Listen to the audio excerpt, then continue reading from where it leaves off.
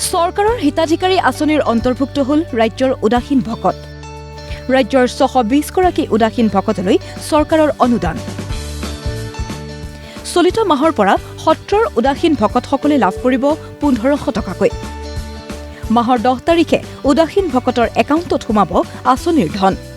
মাজুলীৰ সৰ্বোচ্চ ৪৭৪ গৰাকী উদাসীন ভকতলৈ চৰকাৰৰ অনুদান। শংকৰী সংস্কৃতিৰ সাধক যিসকলে সাংসাৰিক ধৰ্ম ত্যাগ কৰি কেৱল সত্ৰীয়া পৰম্পৰাক জীয়াই ৰাখিবলৈ নিজৰ জীৱন উচৰ্গা কৰিছে, সেই উদাসীন ভকতসকললৈ অসম চৰকাৰৰ বিশেষ আঁচনিৰ শুভাৰম্ভ। চলিত মাহৰ পৰা মাহিলী ১৫০০ টকাকৈ লাভ কৰিব সত্ৰৰ উদাসীন ভকতসকলে।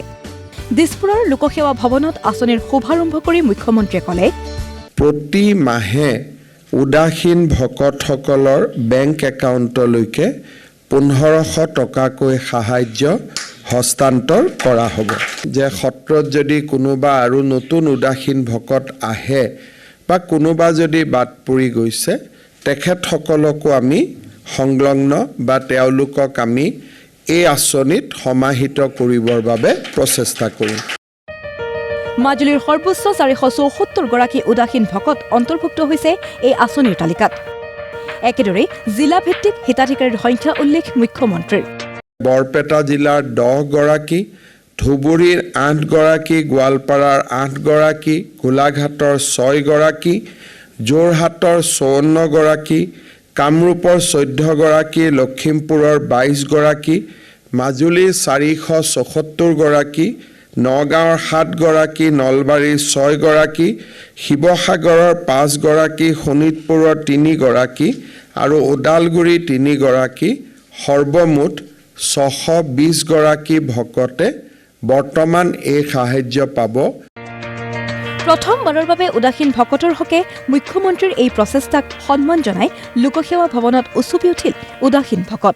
অসমৰ ভাগ্যৰবী পৰম পুৰুষৰ কৃপাত প্ৰেৰিত দূত হিচাপে হয়তো অসমৰ এই মহান আসনখন অধিষ্ঠিত কৰিছে যিগৰাকীয়ে, হিমন্ত বিশ্ব শৰ্মাদেৱ তেখেতলৈ সমস্ত সত্ৰবাসীৰ হৈ আমি হিয়া বৰা অভিনন্দন আৰু আশীৰ্বাদ জনাইছোঁ।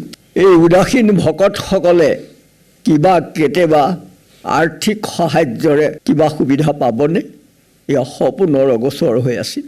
যুগ যুগ বাগৰি গ'ল, সত্ৰৰ অৱস্থা দিনে দিনে জহি খহি গ'ল, কিন্তু নিউটনৰ সন্মুখত আপেলটো পৰাৰ লগে লগে যিদৰে মধ্যাকৰ্ষণ শক্তিৰ সৃষ্টি হ'ল, সেইদৰে হিমন্ত বিশ্ব শৰ্মাদেৱৰ যেতিয়া সত্ৰসমূহ দৰ্শনত আহিল, সত্ৰ আয়োগ গঠন হ'ল, সত্ৰৰ হাজাৰ হাজাৰ বিঘা মাটিৰ পৰা অচিনাকি মানুহ খেদি পঠিয়ালে, সত্ৰই পুনৰ ঠন ধৰাত সাৰ পানী যোগালে।